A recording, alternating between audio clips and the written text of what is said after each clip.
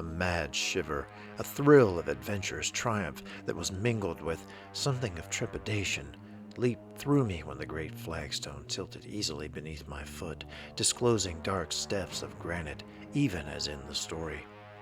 Now, for a moment, the vaguely hinted horrors of the monkish legends became eminently real in my imagination, and I paused before the black opening that was to engulf me, wondering if some satanic spell had not drawn me thither to perils of unknown terror and inconceivable gravity. Only for a few instants, however, did I hesitate. Then the sense of peril faded.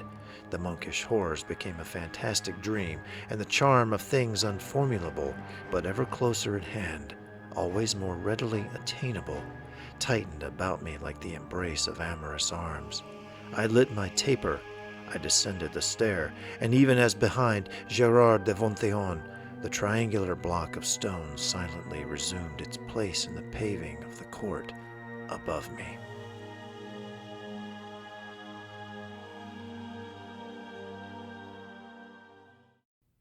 Hello and welcome to the Atlantean Archive. The excerpt that I just read there is from the subject of today's video, which is a short story called The End of the Story by Clark Ashton Smith. It was published in Weird Tales magazine in May of 1930, and is one of my personal favorite weird tales. H.P. Lovecraft once wrote that he thought that the best weird tale ever written was The Willows by Algernon Blackwood, and that is certainly a very good story. But looking back and considering the works of Lovecraft's own era as well in the mix, when you try to think of what is the best weird tale ever, and including all the subjectivity that comes with something like this, what's the best of anything? When you get thinking about it, everybody's going to have their own opinions because everybody's got their own criteria for that kind of stuff. But I think that this story, The End of the Story by Clark Ashton Smith, is a leading contender for best weird tale ever. I go back and forth between The End of the Story and The White Ship by H.P. Lovecraft as to which is my personal favorite weird tale. They both, to me, exemplify the very best of that genre. And I'll get into The White Ship by Lovecraft at another time. But The End of the Story, Clark Ashton Smith, unfortunately, has become an obscure writer. He's almost entirely forgotten these days. A lot of you out there in BookTube land, you'll know who he is. You'll have heard of him, especially if you're into science fiction, horror, or into the weird fiction of the early 20th century. That will be a familiar name to you. There were three great writers at that time: H.P. Lovecraft, Robert E. Howard, and Clark Ashton Smith. Clark Ashton Smith, of those three writers, was the only one who really achieved notoriety outside of that small niche of weird tales fiction back in the day. He became pretty well known, at least locally where he lived, for his poetry at that time. He also lived longer than H.P. Lovecraft and Robert E. Howard did. He lived into the 1960s, whereas Howard and Lovecraft both died in the 1930s. So he outlived them, and he achieved notoriety that neither of the other two did during their lifetime, but they are somehow remembered better than Clark Ashton Smith does. And as a matter of fact, just comparing their works, and this is not to denigrate either man because I love Lovecraft stuff and Howard stuff, I think Clark Ashton Smith was the best of the three when it comes to just writing style. I think he was just the best writer. I think H.P. Lovecraft would probably have agreed with that. I've looked at some of their correspondence, which is interesting. If you ever get a chance to read any of their letters, it's fascinating stuff. These were brilliant guys, and they took what they were doing very seriously. Matter of fact, a lot of frustration comes out in their writings. They were dealing with Farnsworth Wright, the editor of Weird Tales magazine, and dealing with other magazines like Amazing Stories at that time. And they were constantly either getting rejections or they were getting suggestions as to how their stories should be improved. There was one, The Vaults of Jovambis, that Clark Ashton Smith wrote. It's one of his best-known works, that the editor of Weird Tales sent back to him and said that he wanted him to tweak the beginning of it because he didn't think that as the story was written, his readers would get to the interesting part of the story. And Clark Ashton Smith wrote to Lovecraft venting some of his frustration on that, and it was interesting. He basically said that if he didn't have his parents to take care of and bills to pay and that sort of stuff, he'd tell Farnsworth Wright to go chase his tail. He was an artist, as far as he was concerned, and not even in a self-important way. I think he wasn't blowing his own horn, you might say. He just took what he did very seriously. He was an artist. He was a sculptor. Some of his art you can go online and find pretty easily. As a matter of fact, one of his artworks appears in this collection of his writings, The Dark Eidolon and Other Fantasies by Clark Ashton Smith. That's one of his own drawings there. This is a Penguin Classic volume edited by S.T. Joshi, who many of you will be familiar with. He's probably the world's leading expert on H.P. Lovecraft. So he was involved in a number of different things, and he would send sculptures out to his friends, including to Lovecraft. He sent him some of his materials, some of his artwork. But he took what he did very seriously, and he got frustrated with the way the Weird Tales market treated stories back then. As a matter of fact, he says in another letter to Lovecraft, that if he were a millionaire, he would start his own magazine, his own Weird Tales publication, and he would publish what he thought was the best. And he would just pay to publish the very best stories, unaltered, as the writers intended them to be written, to be read.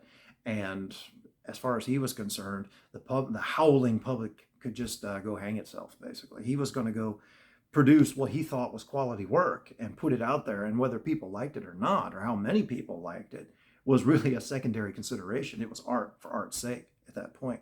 So this is the kind of guy that Clark Ashton Smith was. And again, he outlived Lovecraft, he outlived Howard, he achieved more notoriety than either one of them did in their own lifetimes, but they have become better known than he has, than Clark Ashton Smith has. He has fallen into obscurity. I think, and we can speculate as to why that is, I think the reason is that Howard and Lovecraft created specific characters and things that have helped people to identify and remember their fiction. With Robert E. Howard, you've got figures like Conan of Samaria, you've got Solomon Kane, Bran MacMore, King Kull, you've got these guys, you've got the Hyborian Age and the various kingdoms that he wrote about, Aquilonia and Valusia and places like that. With Lovecraft, you've got, of course, the Cthulhu mythos, you've got the dreaded Necronomicon, you've got all of those kinds of things. And those help cement their stories in the mind of the reader. They can associate the works of those men with specific characters, with specific places, Lovecraft's Miskatonic University and all that kind of thing. They set up this mythos that each one of them had. Clark Ashton Smith did create a region in France called Averoigne, where a number of his stories take place. But other than that, he didn't have a hero that he was trailing. He didn't have particular things that he came back to that really cemented his work in the mind of the reader or helped them to carry on. Clark Ashton Smith's work is also pretty dark. It's not going to be for everybody. It's pretty dark. A lot of it falls along the lines of what I would call morality tales. You've usually got a main character who's caught up in something. Clark Ashton Smith would demonstrate, and I think he demonstrated very well, how darkness and evil hide themselves in certain guises or appear, in the classic sense of the angel of light, or contain some sort of fascination that draws a person in, even when that person knows that they really shouldn't be messing with these things. They're fascinated. They want to know more. They want to press in further and find out more. They're drawn in by some kind of lure that just entices and usually overcomes them. That's what I found to be the case in many of his stories, including in this story, the end of the story that we're looking at here today specifically. There are a number of collections of his works, including some that were released in the 60s and 70s in small volumes, just a few stories at a time. And again, the Penguin Classic that you can pick up, edited by S.T. Joshi. Pretty good place to start, although the end of the story is not in here, sadly. I think this is one of Clark Ashton Smith's very best works, if not his best, of everything that I've read. There's another one that I think should probably be in here as well, but again, that's subjective. People disagree on that, and Joshi thought that this was the probably best representative of his work, and as a literary critic who's certainly read a lot more than I have, he probably knows a lot better than I do about that. So, but getting into the end of the story, this has a personal fascination with me, maybe something that'll be interesting to some of you out there, maybe some of you can identify with. I came across this story and was introduced to Clark Ashton Smith before I never heard of Lovecraft or Howard when I was 12 years old back in 1985. I went to a small Christian school, and we didn't have much of a library there, just a small collection of books and the ones that the teachers kept in their classrooms. So they would generally take us on field trips to the library twice a month. Back then, books were usually due every 2 weeks. So we'd go check out some books, use them for 2 weeks, and then bring them back and get something else. That's usually how it worked. And in the trips to the library, I was already interested in dark stuff. I was already interested in horror. I watched scary movies. My mom, oddly enough, introduced me to all that stuff. She loved that kind of thing. Science fiction, you name it, I was interested in all that stuff. But I really hadn't read much of it at the time.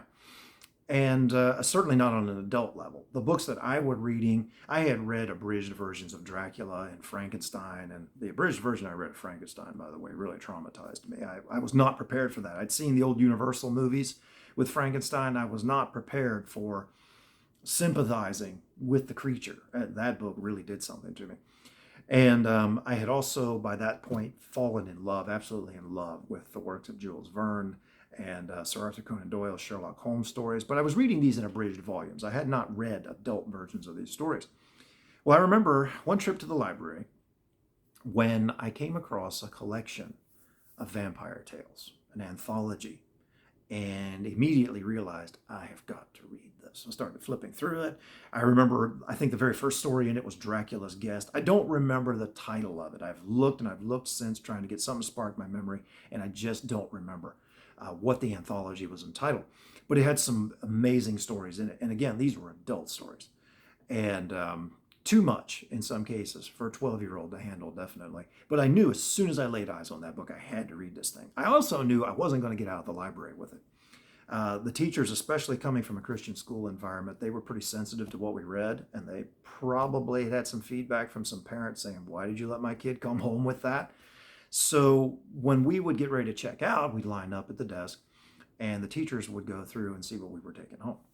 And I knew this, and I knew I was not getting out of that library with this book. So, being a little stink that I already was by then, I lined up with the others, and I had this book on the bottom of my collection. And as the teachers started coming up, looking at the books we had, I just kind of, pulled that book out, set it on the circulation desk upside down. Teacher comes through, looks at my stuff. "What do you got?" And I'm showing her. She's like, yeah, okay, fine, here. Hands it back. So I go and take the book back off the desk, slip it back under again, and it worked. I got by with it. Got that book home, and I don't think I've ever been so excited to crack something open and read it as I was this collection of vampire tales. Started off with Dracula's Guest. I remember that. The adult level of writing, especially the more antiquated writing, was over my head, but I enjoyed this, and especially the thrill of reading real fiction, for the first time. Got into some other stuff. I remember a semi-comedic story that was written. Do not remember the title of this, and I wish I could. If any of you, if this sounds familiar, let me know in the comments. I'd love to know what this story was. About a guy who fools some villagers into thinking he's a vampire. They fall for it. They fall for it a little too well. In fact, it backfires on him in a big way. That would have made a good episode of The Twilight Zone. Another story was Richard Matheson's Blood Sun, for which I was not prepared. My 12-year-old self was not prepared. That was a baptism of fire for sure. Those of you who've read it, you know what I'm talking about. I read that story and I was like, wow, a kid who becomes obsessed with the idea of becoming a vampire. And it gets pretty grisly in getting into his thoughts. And I remember when I finished that story, I said, I am never reading this again. And of course I did later on in my 30s when I was going through Matheson's writings. I wanted to break this out and say, was this really as horrible as I remember? I mean, it had an impact on me. It really did something to me at the time. As I read it again, I'm like, yeah, this is a lot for a 12-year-old. This is powerful stuff. So I should not have been reading that, definitely. And then we get to this story. The End of the Story by Clark Ashton Smith. And I just found gold, never forgot it. And years later, after I had forgotten the title of the anthology, I went looking for this, trying to find this book, trying to find this story. And it took a while searching online before I finally came across The End of the Story again and realized, okay, this is it. This is what I've been looking for. Again, maybe one of the best, as far as I'm concerned, one of the best weird tales ever written. It's got Everything. It's got this air of mystery in it. It's got the guy traveling through the obscure country who comes across a dark secret, and he's got to go looking for it and find out whether there's any truth to it or not. The way the story starts out, read a little bit of it to you. This story is not in the public domain, unfortunately. I will put a link to where you can read the text, though. Clark Ashton Smith stories, I think everything is available for free at a site called theeldridgedark.com. Whoever put this website together has got an agreement with Clark Ashton's estate and Arkham House publishers where they just have it all on here for free, so you can read it for free. And there are collections as well. But I'll put a link in that again below. Story starts off like this. The following narrative was found among some of the papers of Christophe Morand, a young law student of Tours after his unaccountable disappearance during a visit at his father's home near Moulins in November 1798. You get into the story. Christophe, who has written this account for us, says that he's traveling through the forest of Averoigne, again, that region that Clark Ashton Smith created where so much supernatural stuff happens. He finds a storm coming up, and he seeks shelter and eventually finds shelter at a monastery, the monastery of Perigon, if I'm pronouncing that correctly. I do not speak French, so this may meet my bastardized attempt at French pronunciations. He meets the abbot of the monastery of Perigon. The man's name is Hilaire, and they find out they're a Benedictine order. They're not particularly strict, though. They do enjoy good wine and good literature. They don't just sit around reading the Bible all day and chanting. And Christophe finds Hilaire to be a man of taste, a man of excellent breeding, a very knowledgeable man. And they discuss the classics. And they fall to, as he says, quoting and copying passages, to discussing the classics and to quoting and capping passages from Latin, Greek, and Christian authors. I discovered, he says here, my host was a scholar of uncommon attainments with an erudition, a ready familiarity with both ancient and modern literature that made my own seem as that of the merest beginner by comparison. These two men become so taken with one another and enjoy one another's company so much. They're unused to being in situations where they can really dive deep into these subjects that other people either don't know about or just not interested in. And Hilaire gets very excited, takes Christophe up and shows him his library, which Christophe falls in love with. It's just an amazing collection of materials here. And then Hilaire shows him something that he would probably not have shown him. He would not have shown to anyone else. But it's interesting that he falls so much in love with Christophe as a man of learning that he wants to share everything with him.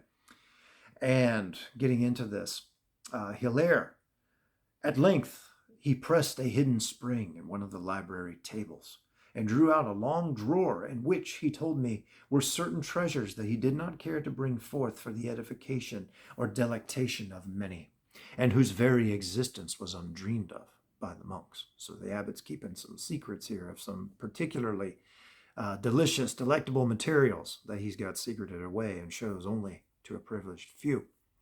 Here, he continued, are 3 odes by Catullus, which you will not find in any of the published editions of his works. Here also is an original manuscript of Sappho, a complete copy of a poem otherwise extant only in brief fragments. Here are 2 of the lost tales of Miletus, a letter of Paradies to Aspasia, an unknown dialogue of Plato. You can imagine what the literary world would do with that. And an old Arabian work on astronomy by some anonymous authors in which the theories of Copernicus are anticipated. And lastly, here is the somewhat infamous Histoire d'Amour by Bernard de Valancourt, which was destroyed immediately upon publication, of which only one other copy is known to exist. As I gazed with mingled awe and curiosity on the unique, unheard-of treasures he displayed, I saw in one corner of the drawer what appeared to be a thin volume with plain, untitled binding of dark leather. I ventured to pick it up and found it contained a few sheets of closely written manuscript in Old French. "And this?" I queried, turning to look at Hilaire, whose face, to my amazement, had suddenly assumed a melancholy and troubled expression. "It were better not to ask, my son." He crossed himself as he spoke, and his voice was no longer mellow, but harsh, agitated, full of a sorrowful perturbation. "There's a curse on the pages that you hold in your hand. An evil spell, a malign power is attached to them, and he who would venture to peruse them is henceforth in dire peril of both body and soul. He took the little volume from me as he spoke and returned it to the drawer, again crossing himself carefully as he did so. But, Father, I dare to expostulate, how can such things be? How can there be danger in a few written sheets of parchment? Christophe, there are things beyond your comprehension, beyond your understanding, things that it were well for you, not well for you to know. I can read. The might of Satan is manifestable in devious modes and diverse manners. There are other temptations than those of the world and the flesh. There are evils no less subtle than irresistible. There are hidden heresies and necromancies other than those which sorcerers practice. With what, then, are these pages concerned, that such occult peril, such unholy power lurks within them? I forbid you to ask. His tone was one of great rigor, with a finality that dissuaded me from further questioning. This, again, is a lot of what you'll find in Clark Ashton Smith's works. The evil that is no less subtle than irresistible, the thing that hides itself or appears in some wonderful, attractive guise and draws people in. So, needless to say, after this point in the story, Christophe is absolutely intrigued. This idea of the thin volume just burns in his brain, and he's got to know what's in this thing. Conveniently, the next day, and when he wakes, Hilaire, the abbot, tells him that he has to go and attend to some business outside the monastery for a few hours, but Christophe, as a man of great learning whom he respects, is free to use his library for a time and to engage in some studies, and he hands Christophe the key. You can imagine what happens next. I mean, no sooner, I should say, than Hilaire has vanished from view than Christophe shoots like a jet up to the library, goes for the secret drawer, and draws out that volume. Absolutely determined to know what Hilaire would like to keep from him. So I will whet your appetite, hopefully, for reading this story by showing just a little bit more here that Clark Ashton Smith gives us. Seating myself in a chair near one of the windows, I began to peruse the pages, which were only 6 in number. The writing was peculiar, with letter forms of a fantasticality I had never met before, and the French was not only old, but well nigh barbarous in its quaint singularity. Notwithstanding the difficulty I found in deciphering them, a mad, unaccountable thrill ran through me at the first words, and I read on with all the sensations of a man who had been bewitched or had drunken a philtre of bewildering potency. There was no title, no date, and the writing was a narrative which began almost as abruptly as it ended. It concerned one Gerard, Comte de Venteillon, who, on the eve of his marriage to the renowned and beautiful Demoiselle Eleanor de Lys, had met in the forest near his chateau a strange half-human creature with horns and hooves. Now Gerard, as the narrative explained, was a knightly youth of indisputably proven valor, as well as true Christianity. So in the name of our Savior Jesus Christ, he bade the creature stand and give account of itself. Laughing wildly in the twilight, the bizarre being capered before him and cried, "I am a satyr, and your Christ is less to me than the weeds that grow in your kitchen middens." Appalled by such blasphemy, Gerard would have drawn his sword to slay the creature, but again it cried, saying, "Stay, Gerard de Venteillon, and I will tell you a secret, knowing which you will forget the worship of Christ, and forget your beautiful bride of tomorrow, and turn your back on the world and on the very sun itself, with no reluctance and no regret." So, giving in to the temptation to know the satyr's secret, Gerard allows it to speak to him. And as the story says, we're not told what it was that the satyr says to Gerard, but something begins to burn in his brain, and he goes to the ruins, the very ruins which Christophe himself had seen while entering the monastery, the ruins of a place called the Chateau de Faussesflammes, which is supposedly a haunt of demons. It's supposedly a very haunted place.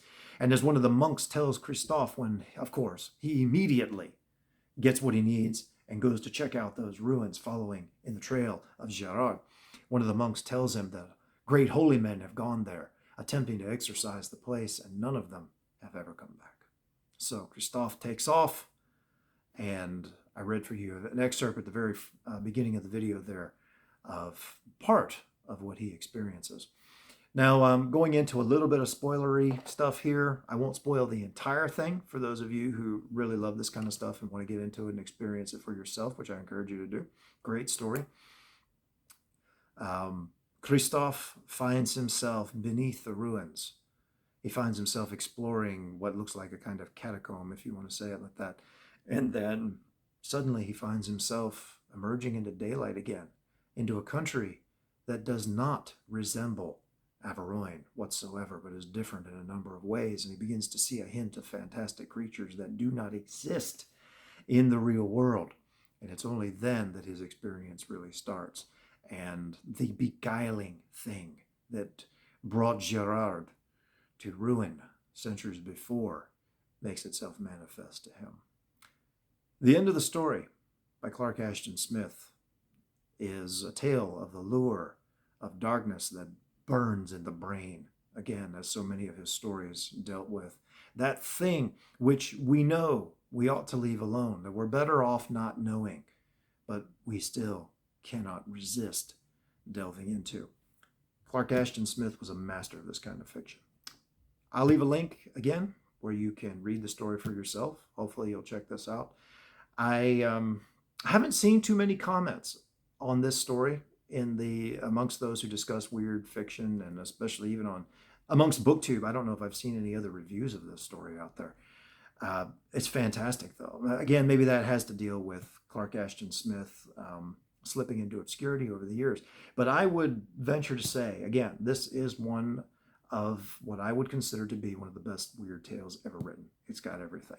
Again, I'd put it up there in competition with Lovecraft's The White Ship, which I know a lot of people, when you hear a list of what are Lovecraft's best works, you don't hear The White Ship in there. It's one of Lovecraft's dream cycle stories, and I'll do a video on that sometime as well. I'll probably do a reading of it because I like that story so much, and it is, unlike this one, in the public domain. So I would put those two tales up there, though. They have what maybe is just peculiar to me. I love that dreamy type fiction, the dream worlds. I think those are some of Lovecraft's very best stories. Another one would be The Doom That Came to Sarnath. I love that even more than other stories of Lovecraft's that are better known and appear in more collections of his work. But again, I highly encourage you, if you're a fan of weird tales, weird fiction, if you know the name Clark Ashton Smith and somehow you've never seen this story, highly check it out. My 12-year-old self, still in awe of this story, and I'd remembered it all those years before the internet came along and I could finally figure out what it was I had read back then. Thank you for watching. If you like what you see here, I have a few other videos. This channel is very new, but I do have a few other videos up there, including a couple of readings, Poe's A Dream Within a Dream, and Lovecraft's The Statement of Randolph Carter. If you like this material, please do give it a like. It makes the channel more visible. Please subscribe if you're so inclined, and share any of the content if you think others would benefit, or if you just have somebody out there that you really want to annoy. So thanks again, and God bless.